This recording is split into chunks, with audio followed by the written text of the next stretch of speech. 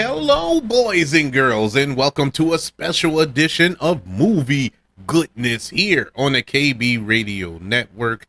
This is the review of the newly released Universal Pictures Illumination Studios animated feature, The Super Mario Brothers movie.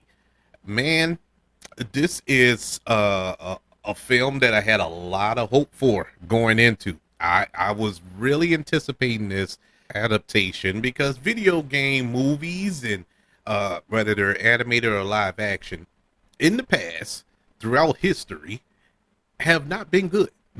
They've been borderline horrible. Some of the worst films you've ever seen have been video game adaptations, and this one looked like it was up to the billing. All right. It looked like, going in, like, okay, we're finally going to get a pretty good adaptation here.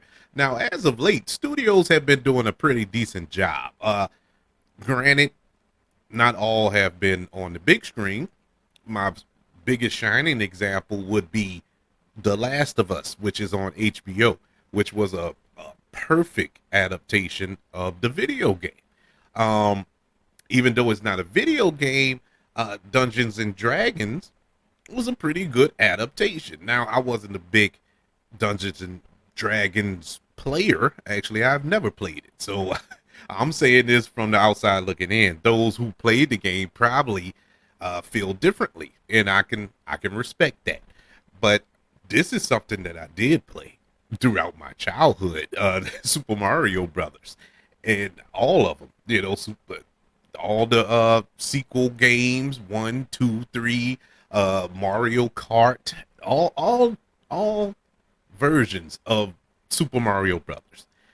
That has just been embedded in my childhood, along with others who grew up in the 80s and 90s and had Nintendo systems and played this game countless times for countless hours a day. Now, we can go back 30 years to the first ever video game adaptation, which was Super Mario Brothers, which came out in 1993, which starred Bob Hopkins, John Leguizamo, and Dennis Hopper. And it is the worst movie, not just video game, but worst movie of all time. It was horrible. And that was a live action adaptation. And it's pretty difficult to do a live action adaptation of Super Mario Brothers. It actually is borderline impossible. And so to do an animation film based on the video game seemed more plausible, made more sense. And this was the perfect opportunity to break the video game film curse. The Super Mario Brothers film is brought to us by the two gentlemen who gave us Teen Titans Go, which is on Cartoon Network. And I guess you could say I'm a fan of that show. It's funny, it's cute, and a lot of pop culture references along with the DC universe.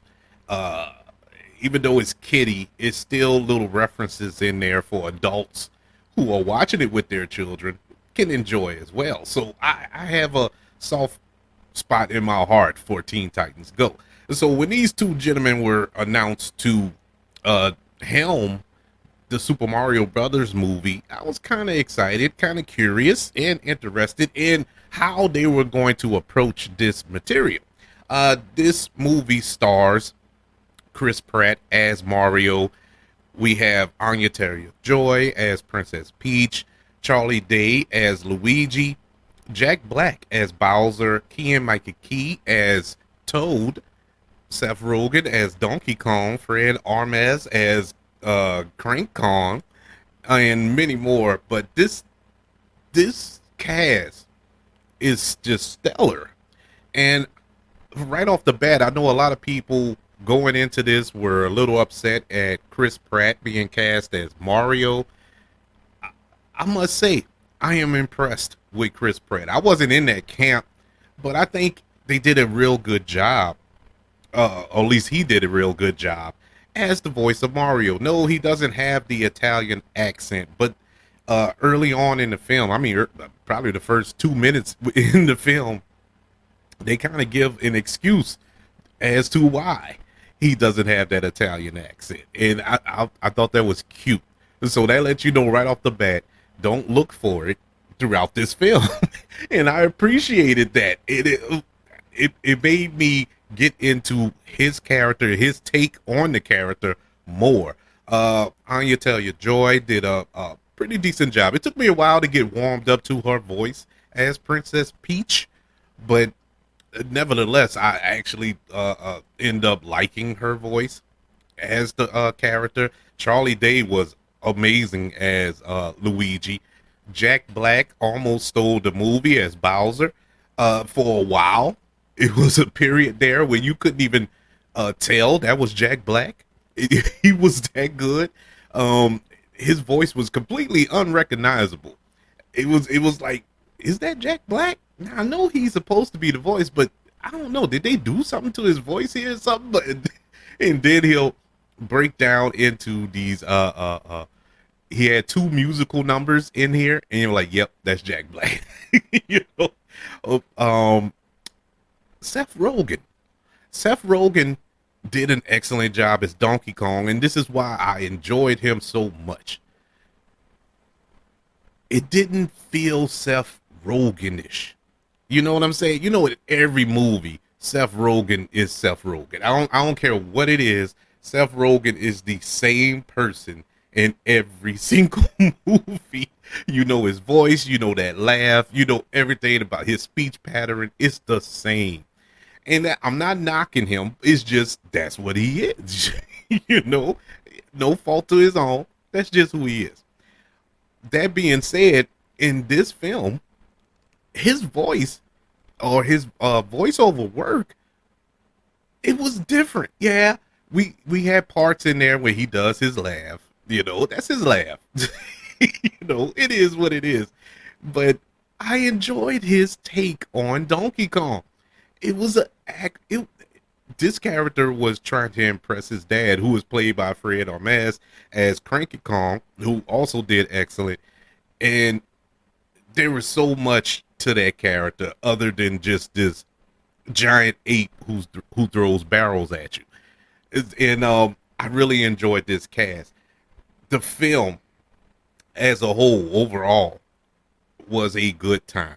This was a fun time. This was a love letter to all of us who grew up in the 80s and 90s and had that first Nintendo game, had that system, and sat there and played for hours and hours and hours of Super Mario Brothers. I loved this movie for that reason. It threw in all the Easter eggs that you would expect. There was no shocking Easter eggs in here. It was nothing shocking about this story. Don't get me wrong. But the way the Easter eggs were woven into this story, it wasn't like blatant Easter eggs just there to like, oh, I remember that. No, it was part of the story and helped move the story along.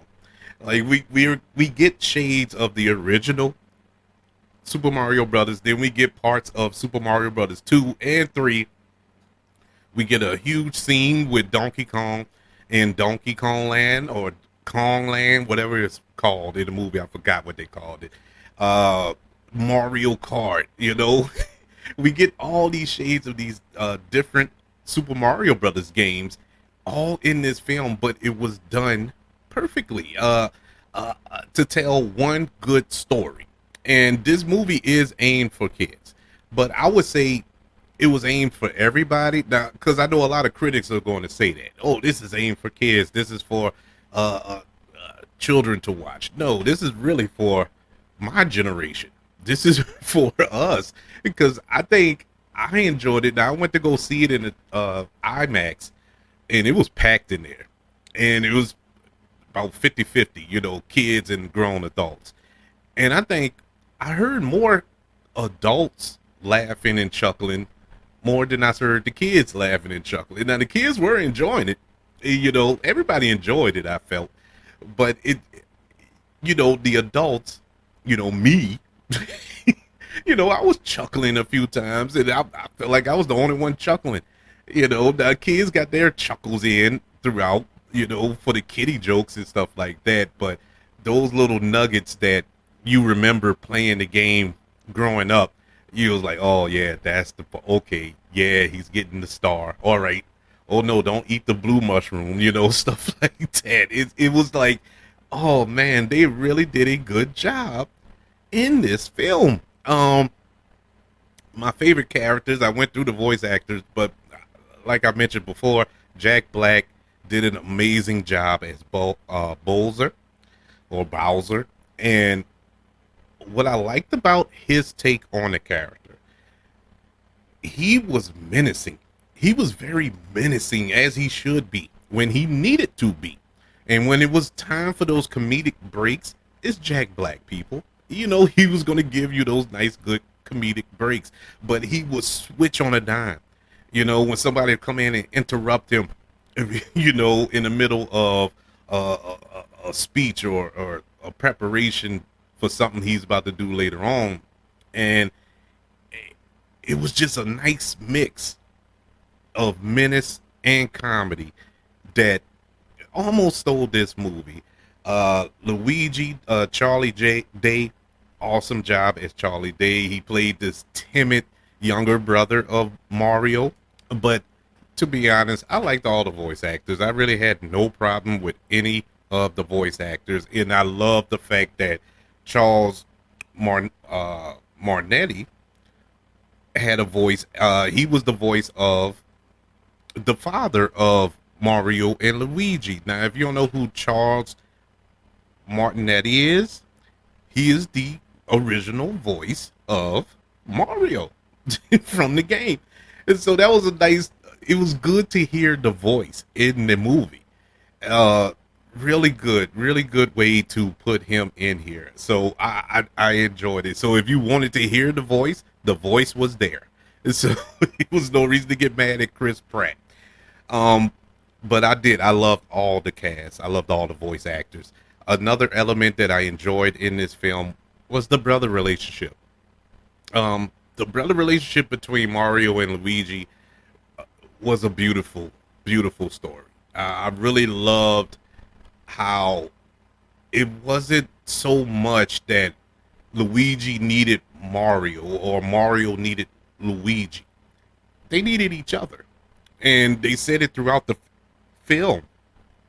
Together, they're stronger. And together, nobody can beat them. They are better versions of themselves together. And till we get to that ultimate battle at the end when they got together. And I thought that was amazing. Because you would think that Mario is the star. It's called Super Mario Brothers. But there's also brothers in the title as well. So together, man, I really, really enjoyed that. I loved the son trying to prove to their father element in here. Mario and his father aren't on the same page at the beginning of this film, as well as Donkey Kong and Cranky Kong. That's how Donkey Kong and Mario were able to connect with one another, because they both were trying to prove something to their fathers and try to stand on their own 2 feet, and prove to their fathers that they are who they raised them to be. And I thought that was a great element as well. It was just, if you're paying attention, there was some real good storytelling here, and I credit that to the writing, the screenplay. Yeah, it's a fun little video game. I'm about to say comic book, but video game movie. But it's so much more. It's really a family movie, not just for the family to go see together, but a family. And I really loved it. Now, I do have some negatives. And it's a couple. It's only a couple. The one negative I have is Princess Peach.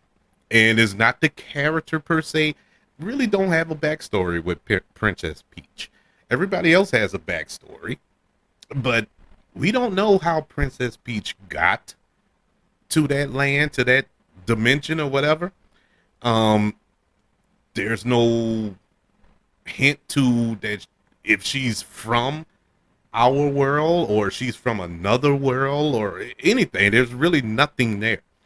Um, I would hope in future sequels maybe that we explore her background a little more. But I mean, granted, it wasn't 100% necessary for this film, but they hinted on it. They started on it, but it went nowhere.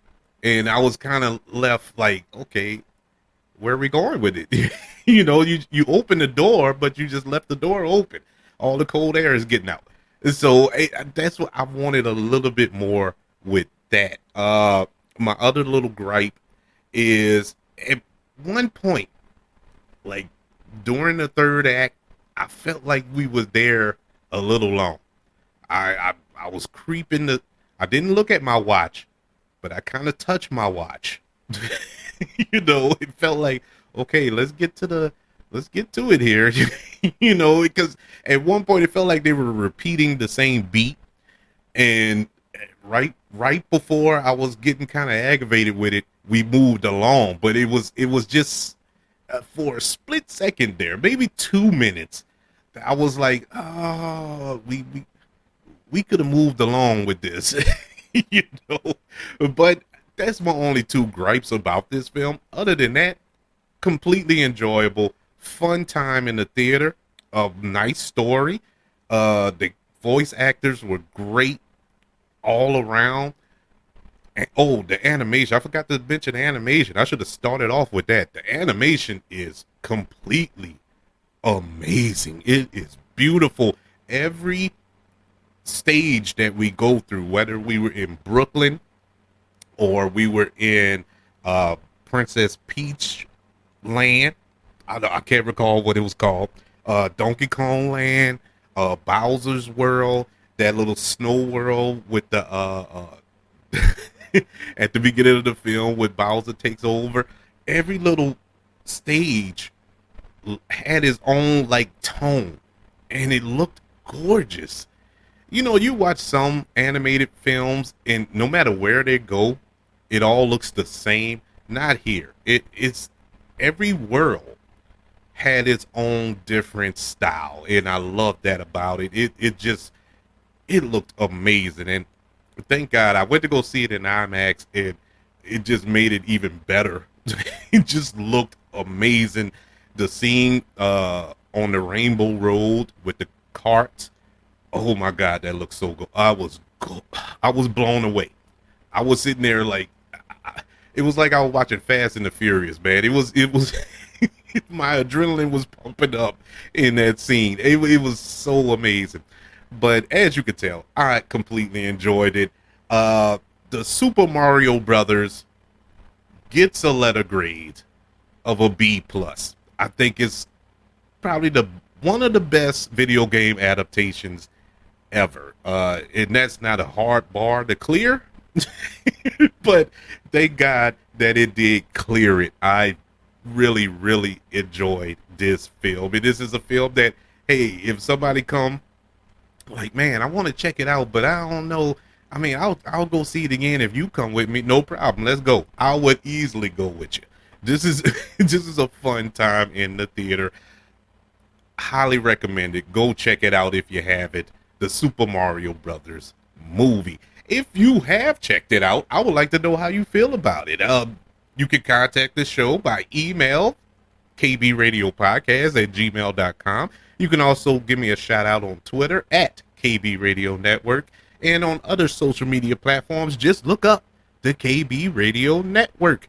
If you're listening on Apple Podcasts, Spotify, or iHeartRadio, wherever it is you're currently listening to this show, don't forget about the 5 stars, the reviews, and sharing this show with all your loved ones. And don't forget, we are on YouTube. Head over to YouTube, give us a like, give us a subscribe on our channel, the KB Radio Network. Everybody, thank you for joining me for this review of the Super Mario Brothers movie. Can't wait to speak to you again. Until then, I want you all to know that I love you. Continue to love one another. And until we speak again, You all be blessed.